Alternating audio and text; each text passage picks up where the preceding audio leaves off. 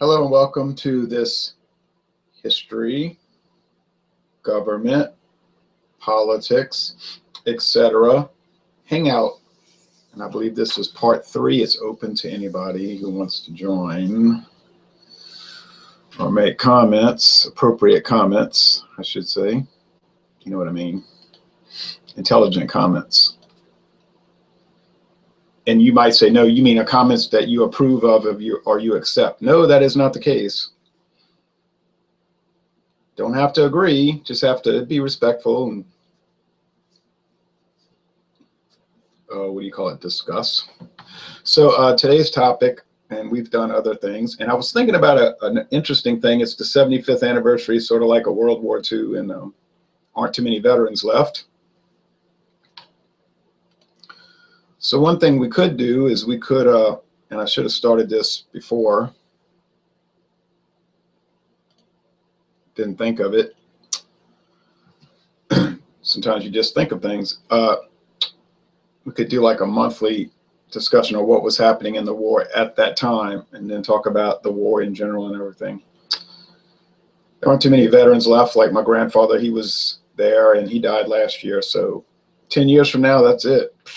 No more veterans. I remember when I was a little kid, they had World War I veterans, old guys, you know, in their 70s, 80s, talking about it and stuff. But you didn't think much about it. Like, you know, you just say, oh, yeah, World War II veteran. Then they're all gone. I remember in 1984, I bought an almanac, 1984 almanac. And there were still 6 veterans of the Spanish-American War listed as alive, according to U.S. Veterans Administration. 6, still a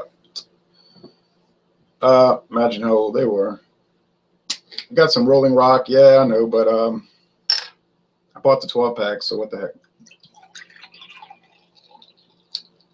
I did some examination, double down of it, you know what I mean, that kind of thing, and I did some taste challenges, but the taste challenges weren't too challenging since this beer is so distinctive. Nothing tastes like it. So and within 10 seconds, you say, I know what that is. That's Rolling Rock. So there's not much challenge, right? So I'm not going to sit there and do 12 challenges to prove the same point. Oh, yeah, it's different. It's different. It's different. The whiskey ones I do in the morning, the Dawn Busters, they're interesting, and those are a challenge. This morning was not really, because in 10 seconds I knew that's a Canadian imported whiskey, and that's the Heaven Hill, which was interesting in itself. I don't know if that'll be the case with the next one I want to do, which is Early Times versus Heaven Hill. All right, enough small talk. Let's get to the topic. So I was reading an article this morning. Colin Trout said, Rolling Rock ain't bad. Yeah, you know, I agree with that. I like this smell. Well, anyway, I was reading an article on LouRockwell.com. It was about something like, I can't remember. You can look it up. It's still posted for today, January 2nd, 2018. It was something like, what caused all this downfall of our culture, America, and everything. You're saying, you know, in the 1950s, America was a better country. It was safe. You know, the crime rate was very low. Families were generally intact. There's more and more you could say about that, but you know, what happened? Did it just happen on accident? And of course, the answer was, well, no.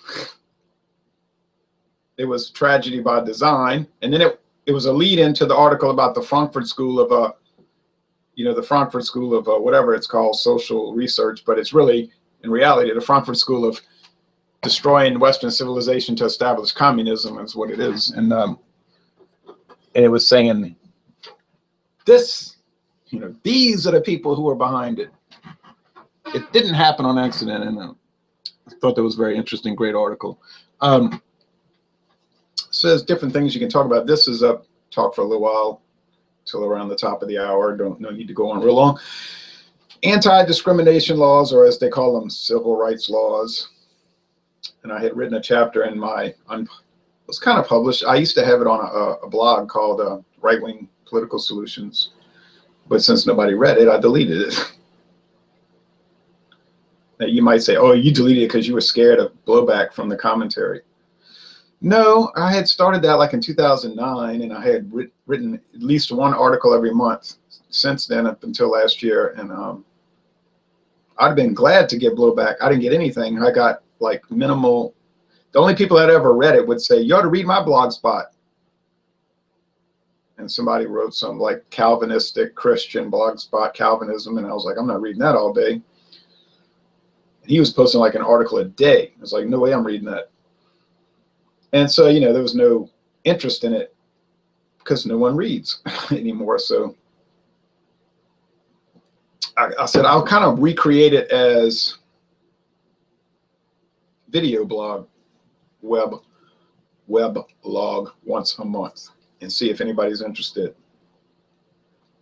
And there has been some interest. So, and if they're not, delete that. They like the beer reviews, they like the wine reviews, liquor reviews. So, but those aren't really important. You know, it's just like entertainment. The political, social, historical is more important. You know what I mean? So there's a holiday coming up, Martin Luther King Day. And I actually did not set up this topic to coincide with that happening this month. I just thought about it. I just realized that like literally seconds ago that it lined up. I had no intention of making it. I don't do those. I don't usually do those serendipitous type things. But, you know, we talk about civil rights laws, anti-discrimination laws and everything. And then you got the libertarian movement, which is against, they say, now they're interesting because they say we're against civil rights laws. But if you read enough libertarian stuff, you start to realize that that's not really the case. They tend to have a very confused and like contradictory viewpoint, and they tend to have that. Like I've listened to many of these people, they'll say, you know, I'm libertarian. Oh, okay, so I'm listening, you know. And then they'll say, oh, I'm so glad. Now, listen to this. I'm so glad the Supreme Court demanded that every state allow same-sex marriage, because people should be able to do what they want. I'm a libertarian and I'm against civil rights laws. And I'm thinking you're ignorant because you don't understand federalism. So you're going to accept a major tyranny in order to address a petty tyranny. So it's like the libertarian mindset, in my view, is like saying you don't like firecrackers, but you think atomic bombing is okay. Okay, so there's definitely like backward thinking. They don't understand federalism and the danger of tyranny and all of this. They basically, in my view, and I've studied libertarians for years, like 20 years longer, they basically just want to smoke marijuana, you know, and they're kind of like hung up on that. And a lot of them I notice are potheads, you know, and but I'll start talking to them about when I start talking to them about the viewpoints, they can't defend the position, and they'll get angry, you know, and they start screaming and yelling epithets. So I say, you don't, and I'm saying to them, you don't have a good handle on the issues or the conceptuality of it. There was a guy, he does, I don't know, he might have given up. I haven't seen anything from him lately, like in the last week, but he was doing these BJCP videos about once a week, where you take a different beer and apply it to BJCP. It was sort of interesting, and but I remember we got into a conflict on the internet on Facebook. He was my Facebook friend. You know, you can get a Facebook friend, it's not a real friend, right? But okay, hold on, let me delete this little message. But he was saying back in 2012, oh, I love this guy, what's his name, that libertarian guy that was running for president, Johnson, Gary Johnson. Oh, he's so great, he's so great. Well, I didn't know much about the guy. I said, well, okay. His name is Chad Pullins. You know, he does the Chad's beer reviews. I'm subscribed to his channel. Well, he used to be subscribed to mine. He got angry with me one time because I told him that I thought it was, what did I say? I thought it was I said I took offense to him doing a beer review but calling the beer a garbage beer before he actually tasted it. And he got mad and immediately unsubscribed to my channel. But I didn't get angry. I wasn't even angry. I took offense within the context of the review. I wasn't actually offended.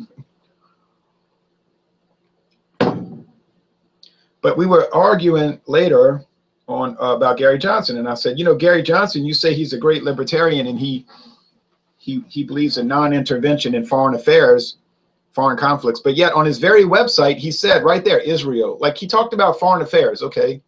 The United States should not intervene in foreign conflicts. Oh, okay, here's an example of what I mean about libertarian. But he says, but as it concerns Israel, if they're ever attacked, the United States should defend them and somebody should support them.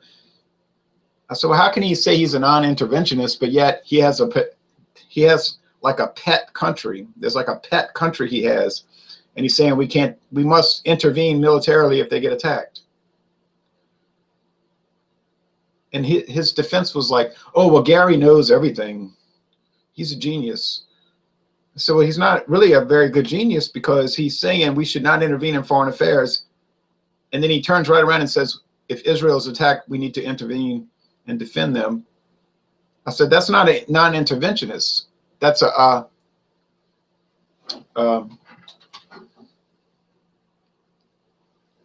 pick and choose interventionist. You see, he wants to intervene with countries he happens to like, but not intervene with other countries he doesn't have any interest in or whatever. Like what is Aleppo, we found out in 2016. So I was trying to tell him this, you've picked a bad candidate, you've got your money on a bad horse. But he wouldn't listen. He just said, I'm done, and he unfriended me, you know, on Facebook. But to me, that I don't argue that way. You make your point, and if you're wrong, you say, well, I'm wrong, or I don't know what I'm talking about. But you don't do the I'll cut you off if I can't defend my position. I don't go for that. So I'm not picking on him. I'm just saying that's an example.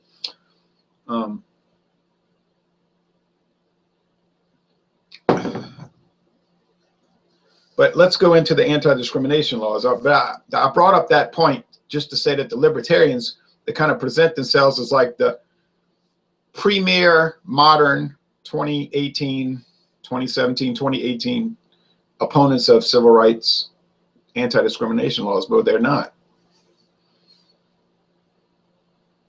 They have an incoherent approach. Okay, so we're looking at it from a paleo conservative anyway. We don't claim to be libertarians anyway. We claim to be paleo conservatives or old right, not neoconservatives by any stretch of the imagination. I talked about that in other videos. There's a video still posted. It's neoconservative versus paleo conservatism. So anti-discrimination laws. Now people say, well, okay, you can't oppose that. And then what's the controversy right now? The cakes, right? The cakes. Baking the cake. And you probably know this court case.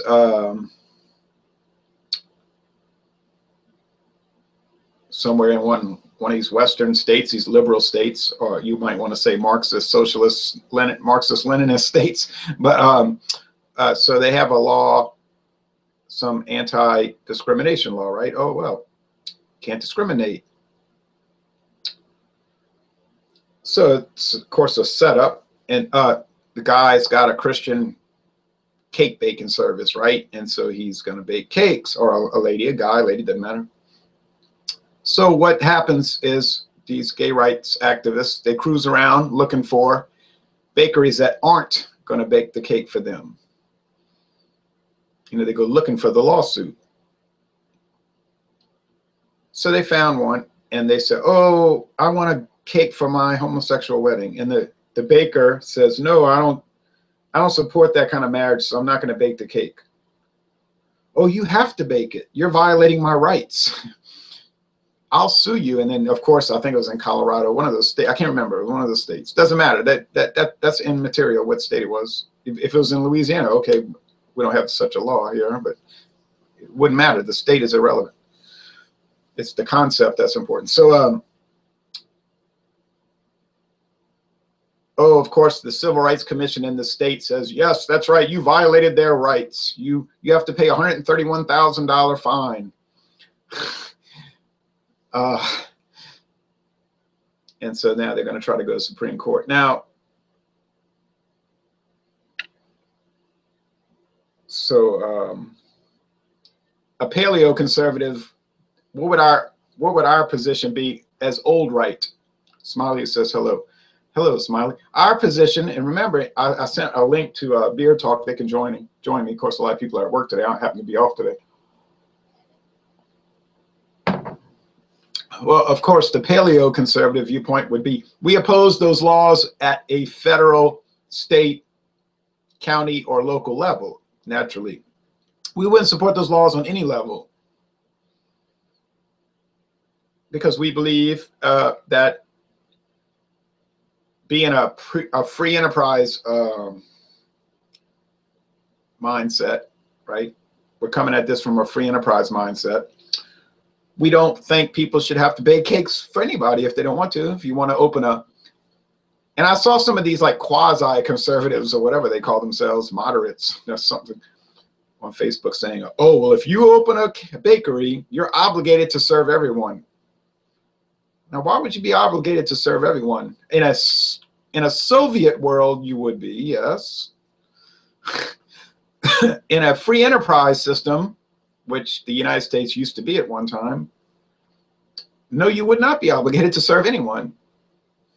So that's the paleo-conservative viewpoint. You have a right to serve whoever you want to serve, and for whatever outlandish reason, be it a racist reason, a sexist reason, a religious reason, a bad attitude reason, a paranoid reason, a totally capricious reason, a nonsensical reason. You just at random decide who you're not going to serve.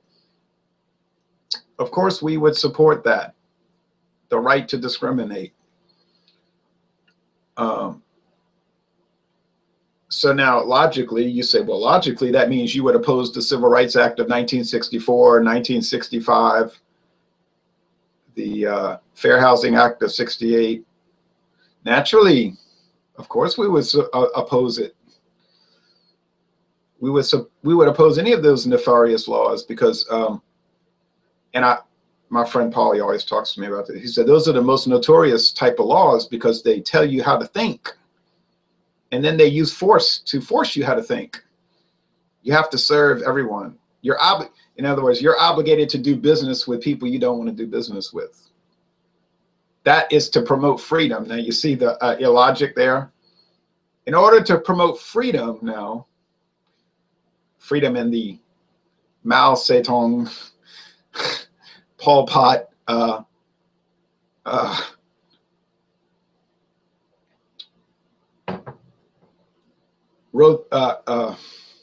Robespierre outlook of the world, right?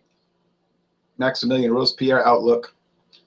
In order to preserve freedom or promote freedom, you have to be told who you can serve and who you have to do business with. Now, obviously, in a logical sense, that is illogical. Now, I know I'll argue with people on Facebook, and then they'll bring up all these points. Well, this group is historically in a position of power over the oppressed group, la-di-da, the class, the oppression of the working class by the bourgeois. And I'm saying, you realize your whole argument is based on Karl Marx worldview, right? And then they'll come back and say, I don't agree with that because you're a fascist. Now, this is the most comical thing. Obviously, the fascists in Italy, Mussolini, right, who was the head of the Italian Socialist Party, by the way, or in other countries in Europe, or in Argentina, like with Perón. Obviously, the fascists do not support free enterprise.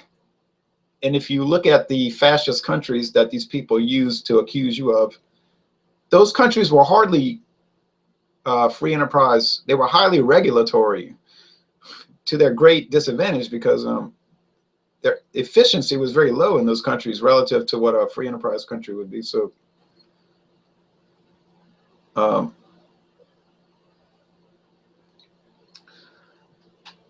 but that's just something that the Marxists say. You know, everybody's a fascist. You know, the people say that on Facebook. If you don't agree with me, you love Hitler, right?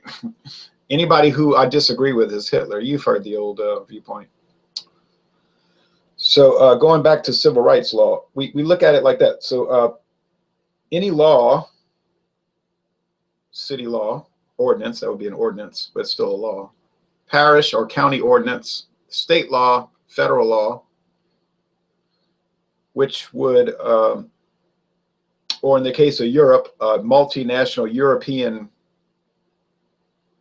thing, European Union thing, that would tell you who you have to do business with, would violate principles of freedom. That's what we're basing it on. Principles of freedom. If you have to serve people, or rent a building to people, or sell a house to certain people, or sell shoes to certain people, or hire or fire certain, you know what I mean? If you have to hire people, then that violates free enterprise, right? So a law that says, and that's what the civil rights law said, you can't discriminate based on sex, race, religion, national origin. So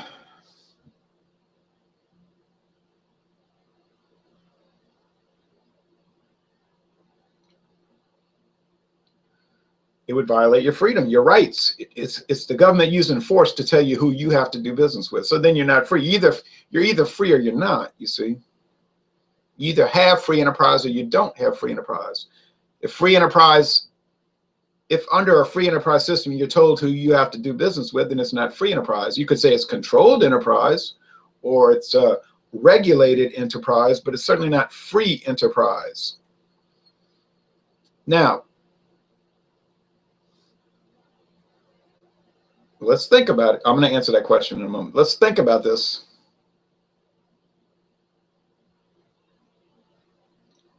Let's think about this for a moment. We're talking about laws that regulate private business now. I'm not talking about government. Okay, so now we have a problem when you have a state or local or county or US law which would discriminate. Now that's different, because now everybody's taxes are collected and there's only one government, right, for everybody in that county or that state. So then you would not want the government discriminating, right? They should be hiring people based on merit only. So that means we would oppose any affirmative action policy for a state or local government or the US government. They shouldn't be making a special effort. We need to hire more women. We need to hire more black people. We need to hire more whatever people. No, they should just hire more the best people. And you solve that problem by simple IQ and ability tests. Now, if you do an ability test and the results are skewed toward a certain group, too bad, that's who you hire. You hire the best. Because once you start going around the test and making exceptions, then you're hiring less qualified people. But still, you're not discriminating, you see. If you hire based on merit, you're not discriminating.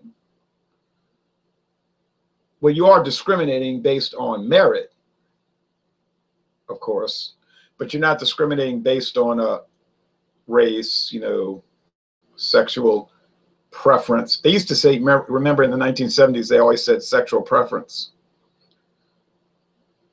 But that was a problem because people said, well, you choose to do that. Don't do it. So I used to monitor this stuff when I was 10 years old now. Remember this. I'm nearly 50 years old. When I was 10 years old, I would monitor all of this. I used to always monitor what the left would say. 10 years old, I monitor. And I'm saying that doesn't match up. What you're saying isn't right. You know. So, but or if there was some kind of like incoherence with what their argument was. And so I remember around 1985, something like that, they started saying sexual orientation. We're born that way. So they just pivoted like in a day. Oh no, we're born that way. We don't choose it, of course. Anybody who says we choose it is a bigot. But now the day before, from 1969 until the day before, they said we choose it. You see, so I always did admire the gall of the international left, that they could pivot on something so quickly. They're comical in that way. They say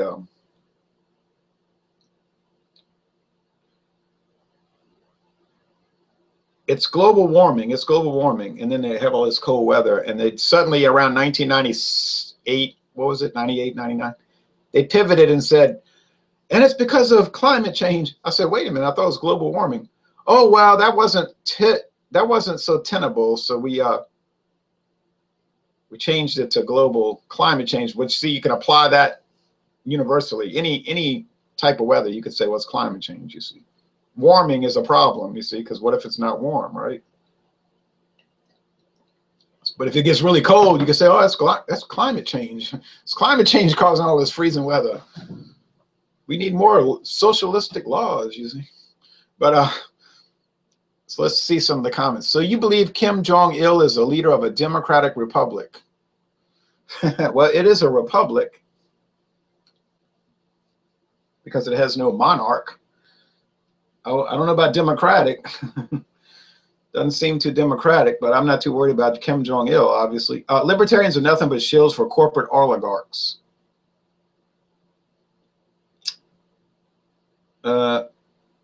Yeah, they're mainly, from what I can tell, they're shills for Marxist power grabbers, really. Are you a believer in a 100%, Josh Terry says, are you a believer in a 100% free market? Or do you believe there should be some government intervention? Yes, I would say I am, in theory, in theory, I am a believer in a 100% free market, yes. Now, in a practical sense, yeah, you know, I can support zoning laws, you know, like they have zoning laws. You can't build a car body shop in the middle of the neighborhood, you know. You have to keep trash out of your yard to keep the neighborhood from becoming a blighted area. And the reason for that is, you know, some people don't have good sense or any ethics. But I mean, that's a minor tyranny. You say, well, it's still a tyranny. You're telling people what to do with their property. I understand it's a tyranny, but it only affects like a neighborhood. You know, and a lot of these libertarians that will say, I'm against a tyranny. Zoning laws are tyranny. But yet they go out there and they celebrate with flags because the U.S. government said no state, none of the 50 states can forbid gay marriage. And you know, you'll notice the abortionists, they love, you know, the libertarians love abortion. They love abortion more than anything, right? So generally, right? Oh, abortion. Yeah, but you're worried about zoning laws. This is their mindset. You understand? They want to protect abortion, which doesn't hurt anybody. But they're obsessed with zoning laws because you can't have a body shop in the middle of a neighborhood. You see, that's their warped thinking, you see. The Beautiful Beer Review says, I really enjoy being able to listen to this while I finish up work here in Alabama. Good stuff, man. Oh, thank you, Beautiful. So that's the problem with the libertarians. Their thinking is warped. And I'm not against them personally. I would talk to them about these issues, except usually they tend to be hysterical. It's hard to talk to hysterical people. You ever notice that? I will talk to libertarians and I'll make the points I'm making to you, and they'll say, you're a fascist pig.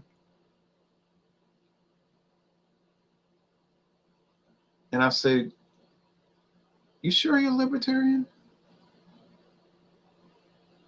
I say, I think you're not a libertarian. You go look in your drawer. I bet you have a hammer and sickle thing somewhere in that drawer. I know you got old copies of Pravda from 1983. I know you got that. No, because they're hysterical. You know, it's hard to talk to hysterical people. Josh Terry says, beer and politics. This channel is great. Laugh out loud. It's the online tavern. Right. That's what we want it to be, an online tavern. Now, there's another guy that said, it's just a tavern. We're hanging out. But he won't let everybody in his tavern, you see. I said, no, you don't have a tavern. You got a controlled environment so that you can manage the situation. Now, Jason says, yeah, about that. I heard Dr. Dave call you a Nazi scumbag. Why? Oh, yeah, well, you see, that's water under the bridge now. You're going back to 2015. Now, you got to update that, because didn't he come on air live, and the video is still posted, by the way. He came on air live in public, did not dance around the issue, and he said what? I was wrong. I was way out of line, and I apologize for saying all that. Now, he said it. Now, I don't know what else he's supposed to do. Did he say terrible things about me for about 2 years? Yes. Did I watch what he said? Yes. Did it upset me? What? It was pretty funny, though, you got to admit. Some of those videos were pretty comical. I used to laugh out loud. I mean, they were pretty funny. I mean, you got to admit. I mean, they were totally inappropriate, I mean, in every way. But it was just funny. It was just, he was listening to somebody else that was feeding that to him. And why he fell for it, I don't know. And he tells me, you know, he'll say that today, why did I fall for that? You know, it was so ridiculous. But he started waking up. Now, even when all that was going on, he was secretly talking to me. I tried to tell you all this. He was secretly talking to me, and he was having second thoughts. And he's like, I'm not sure about these people. You know, okay, so he said, all right, I was wrong. I mean, I don't know what else to say. I've been wrong about things. I'll admit it. Are you ever wrong about things? Maybe you won't admit it. Colin Trout says, listening to this, working on my Jeep. All right. Good luck with the Jeep. So was it because you had a Confederate flag or what? No, that was irrelevant. I have a lot of, a Confederate flag. No, I think I have 6 Confederate flags. No, it was none of that. It was because of some dispute that started in a face. Now, you're going to find this bizarre, but it's about, that goes about, that's about right for the thing. That, you know, that's about par for the course. A beer dispute on Facebook led to all of that. And so the guy that got mad at me, he kicked me out the group. You see, that's how people do. They kick you out the group, then they start talking trash. But of course, they don't want any rebuttal, you see. This is what that guy at Louisiana Beer Review says, and this is what he does. But of course, I'm no longer part of the group. I can't rebut the comments. And Dave, for some reason, believed all that for a little while. Then he started to say, this is baloney. I don't believe it. And then he got into a conflict with the guy that ran the group, and he's no longer friends with him. And all that little gang unfriended Dave because he started talking to Jay. Oh, it's so terrible. Now, but you see, that's how that works. These people like to start Facebook groups, and they hold court. Hold court. I am the arbiter of all truth, and if you don't like it, I'll kick you out of my group. There's a guy that runs a rock and roll club. He's like that. They ought to call it Megalomania Rock and Roll Club. That's what the group should be called, Megalomania Rock and Roll Club, because it's all about this is what I say and this is what I do, and there's always that threat. And if you counter me in any way, I will immediately ban you from this group. And I look at that and I think to myself, you're insane. You're like a little Mussolini. And I don't understand that. And I don't want to be part of this, you see. And so I started my own group called Rock and Roll Club, and everybody can just say what they want. Don't have to agree. There are a few little guidelines in the group just to keep the group from becoming cluttered with junk. But it's very laid back. But you say, but you're not a megalomaniac. I know, that's why the group works well. Same thing with my beer group called Alcohol Eggs. They were commenting on that yesterday. They said, this group is so laid back and chilled. I said, right, because it's not run by maniacs. All right, but anyway, the beer community seems a lot more connected, what with their hangouts and Facebook groups. It's not as connected as you may believe. There's a lot of factions in there, and there's a lot of intra, we're getting off topic. We want to get back. There's a lot of intra beer group fighting, and that's mainly caused by megalomaniacs, you see,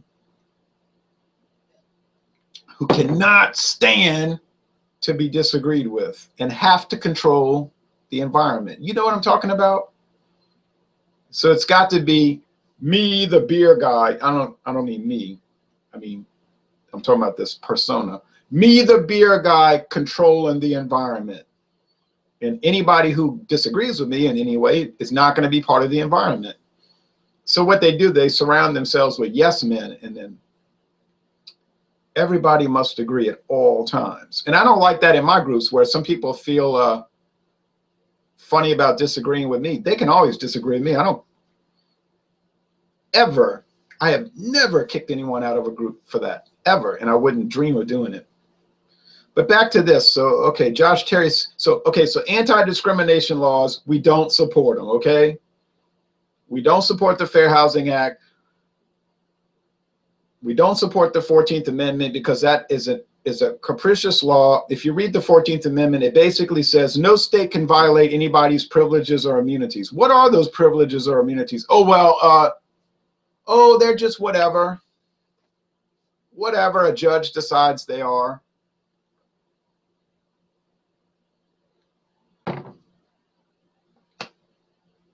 It's an open-ended law. It basically sets up a United States government tyranny over the states.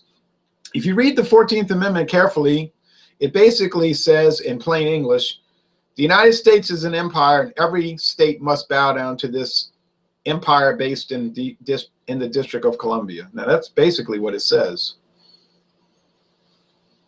And that's why we oppose it. Okay, but now, going back, and I'm going to answer those comments, but going back to the federalism is very important. Let's just pretend, for the sake of argument, that there was no 14th Amendment. And in my case, we're working for that. We're working for that to be the case one day. But let's just say there's no 14th Amendment and all the states are free again, like there's no empire, right?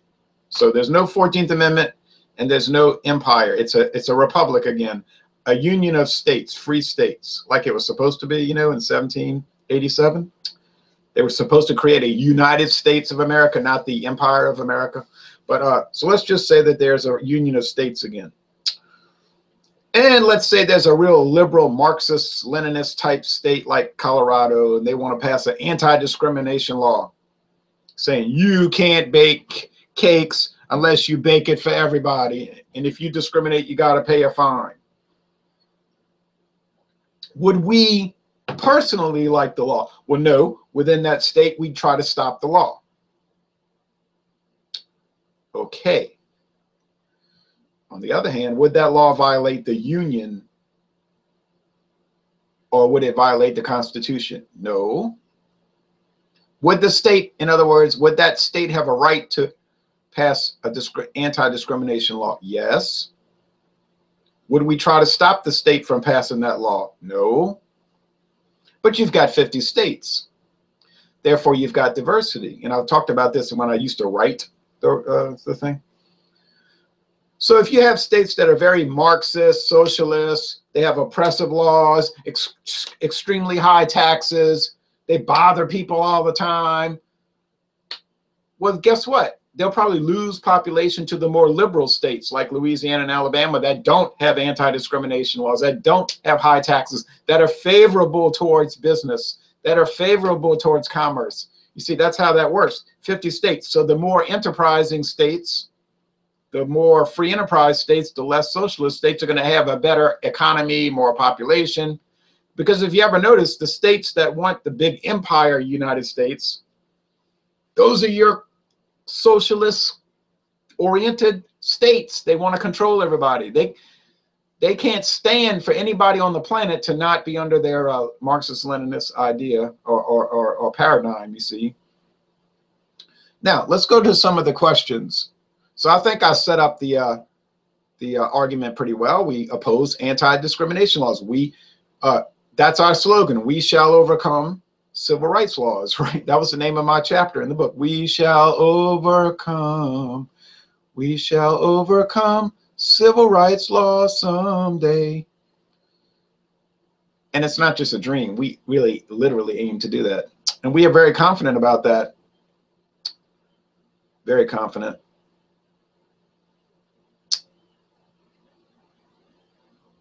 Josh Terry says, what would your thoughts be on a United States citizen flying a Nazi flag on his property in the middle of a neighborhood? National Socialist flag. Talking about the Swastika flag, Germany. Well, it'd probably be very controversial. Does the First Amendment protect him to fly it? Or can the government claim hate speech? Well, you see, the government can claim whatever it wants. It's an empire today. The First Amendment would not allow the United States government to forbid him from flying it, you see. Because if you read the First Amendment, it says Congress shall make no law. It doesn't say anything about states. But of course, the 14th Amendment incorporates the First Amendment and imposes it upon the states. That's why I'm talking about the empire concept. Of course, he's protected to fly it. It's his private property. If he wants to fly a National Socialist swastika flag, he has a right to do it. I wouldn't recommend it at this time. In a free country, a person would have a right to do that. Or they could have a hammer and sickle flag if they want to have a Soviet Union flag. Or, of course, the left would love that. You see, I'm watching you, international left. If a student wants to wear a Fidel Castro shirt, a red flag with that gold hammer and sickle, they adore that. They say, you have a right to do it. You must be protected. We need a phalanx of U.S. Marshals to escort you into the school. Now, if it was a swastika flag, they would say, punch him in the face. Well, you see, they always betray their... They always betray who they like, you see. I was saying this back in 1989, 88, 87, 86. You remember back those days, the left wing says, oh, we can't trade with South Africa because they have laws that are bad. We have to embargo South Africa. Let's not trade with them. The whole world must not do any trade with South Africa. They're a pariah country because they have bad laws. Now, on the same hand, on the other side of the same hand, the left says, we must trade with Cuba. We must trade with Cuba because they have bad laws.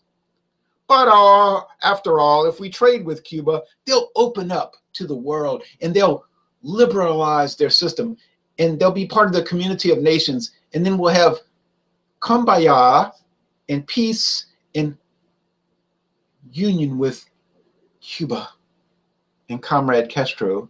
Now, I said to everyone, I said, well, you see, of course, that's because they favor Cuba. Because Cuba is a socialist system, a communist country. So, of course, they wanted to trade with Cuba, even though they had bad laws. Just like they wanted to add Red China to the World Trade Organization. Because they had an affinity for their government, you see, but they didn't like South Africa's government, so they wanted to embargo them, just like Rhodesia. It had nothing to do with the principle. Forget the principle. They never have any real principles except communism. This business about, oh, we can't trade with a country because they have bad laws, that's just that's just, they say that because they figure you're stupid. They don't believe that at all. They want to trade with countries with bad laws that violate everyone's freedom, like, for instance, Cuba. So, yeah, don't ever fall for that. Thunderbird says, Ron, I don't remember if you have reviewed any Evil Twin stouts. No, I don't get that beer down here too much. Occasionally we do, but not too much. Like the Molotov Light I found, yes, but I don't see them too much. Jason says, is that group what you mean when referring to the island? Right, Dave left the island. He left Jonestown. Actually, that group was run sort of like Jonestown. The guy who runs the group, whatever, he's like Jim Jones. You got to do what I say, or I'm going to kill you, basically, you know, metaphorically. Some group to be in. He didn't have to kick me out. I would have gladly quit. I don't care about those beer groups anyway. It's boring to me just to look at what beer people drink all day. I drank this. I drank that. Oh, look what I drank. Hey, look what I've got. A stout. Everybody says, wee, ooh, look, I wish I could drink it. It's like, wow, that's really interesting. I mean, I have a group that does that, but, you know, it's laid back. And so what? You know, oh, look, I drank Rolling Rock. Ooh, me too. I drank that back in 1975 when me and my grandpa went fishing. And he used to buy Ritz crackers and we would eat them with sardines. Brings back a lot of memories, that Rolling Rock. Right. See what I mean? Like, you really got to be in a group like that? Yeah, right. Kick me out. No, I'll just quit. So,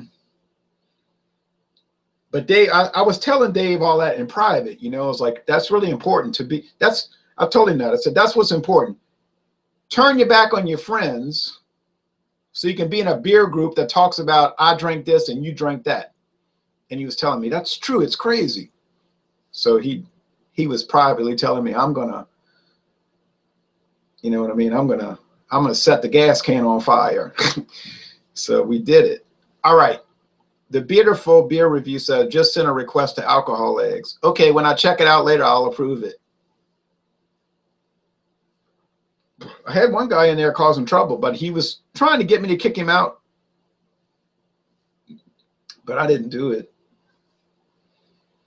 It just, everybody ignored his trolling, so he didn't quit.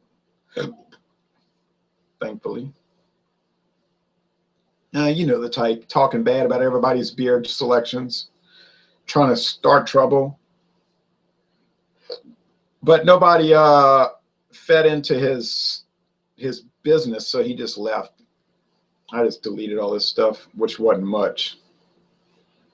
Otherwise, it's a very relaxed, kind of like these hangouts, very relaxed. You mentioned zoning laws, says Eric M. What about building codes and local governments requiring permits for you to be able to build things on your property or make modifications to your home? Yeah,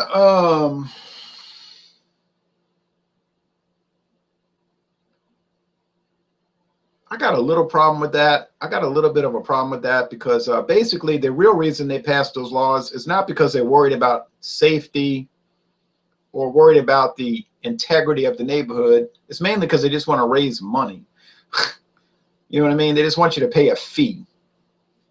But I mean, in theory, you could understand that because somebody might build something that falls down and kills people. But then, of course, you say you could solve that with tort law. That's true. Tort law could solve a lot of problems because if you got that hanging over people's head that they'll have to pay for their indiscretions through a tort, they might be careful not to build an unsafe building, right?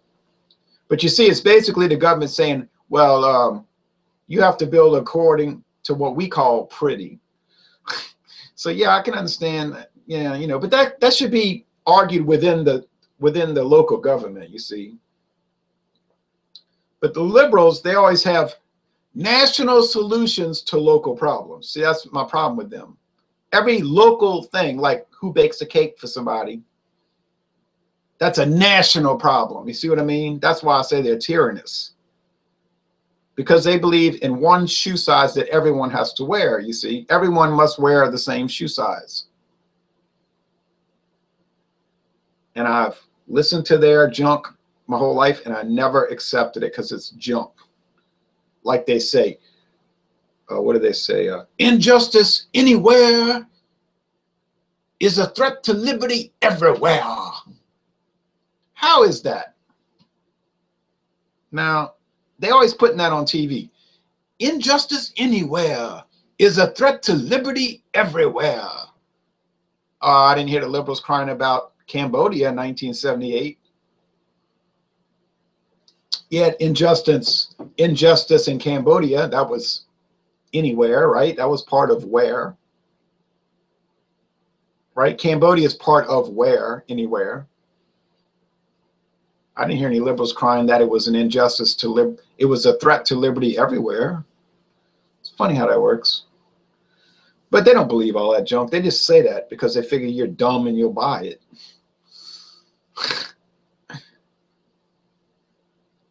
Now, USSOCOM. I'm about to get off of this. So I'm not going to go long. Yet American flags in California are banned. I never heard of that. In schools. Oh, yeah, I know about that. Captain Steve says, have you tried any beers from Rheingeist, a local Cincinnati brewery? No, I haven't, but I would. Thunderbird says, why is it that socialist states contribute most to society, but free market states always leech off society? I'm not aware of that. Don't know what you're talking about. So, sorry. Don't know what you're talking about. Josh Terry says, examples. My answer is don't feed into it. Don't take the bait. All right. No, that's why socialist states contribute most to society. Well, it is true that the Soviet Union contributed a lot of murder to society. So yes, they did contribute a lot. I agree with you. Okay, you're right. You got me. China contributed a lot of, well, they did send, you got me there, because China did send agents to help terrorists attack Rhodesia in the 1970s. So that was a contribution of terrorism.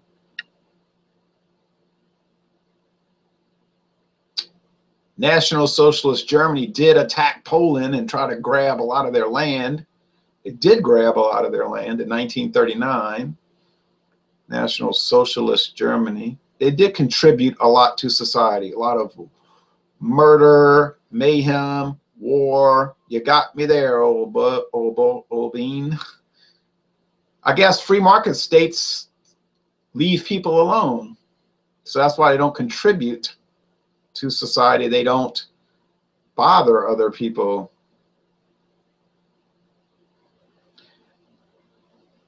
The socialistic states in the US. Oh yeah, like California. Yeah, they contribute a lot to our culture. Just look at what Hollywood gives us. I mean, think about all the poison we wouldn't have if it weren't for Hollywood. All the cultural poison. I guess you have a point there, Thunderbird.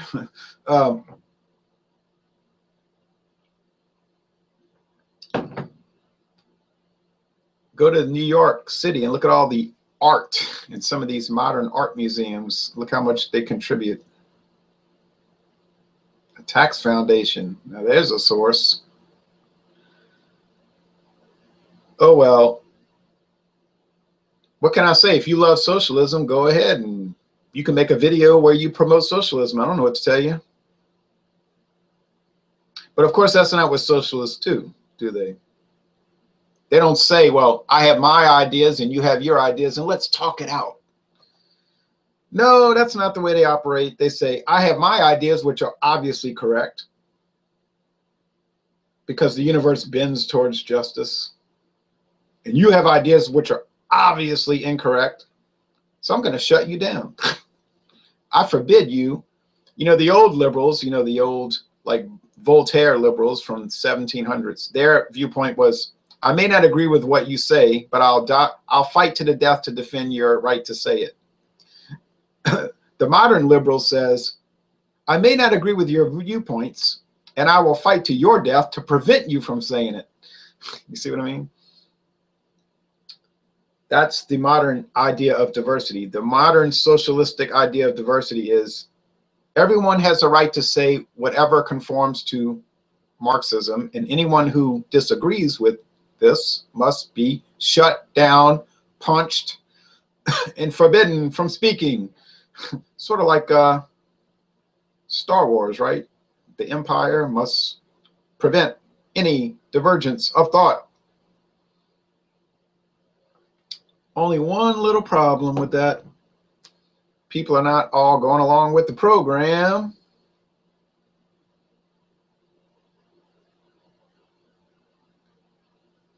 And their house of cards is beginning to collapse. And we aim to help collapse it. We certainly aim to help collapse it. Oh, well. Anyway, thanks for watching this video production, Anti-Discrimination Laws. I think I made myself clear. We don't support these laws. We would certainly, in any case, oppose federal anti-discrimination laws. We don't think states should pass it, but they have a right to do it. We don't think they should, but they have a right. Same thing with local counties. They shouldn't pass it, but they have a right to pass it. We don't support it. Okay, anyway. So I think I've said all I need to say. What's the next topic? I don't know. I'm gonna think about that, and people can let me know. They may have no interest in it, but that 75th anniversary World War II, talking about month to month what's going on. Boy, I should have started that. Man, I should have started that in August 2009, but I didn't have a video channel till the next year. But that would have been something. The Beautiful says, "Cheers, man. See you around. I got that cafe review coming up soon." Oh, that was a wonderful beer.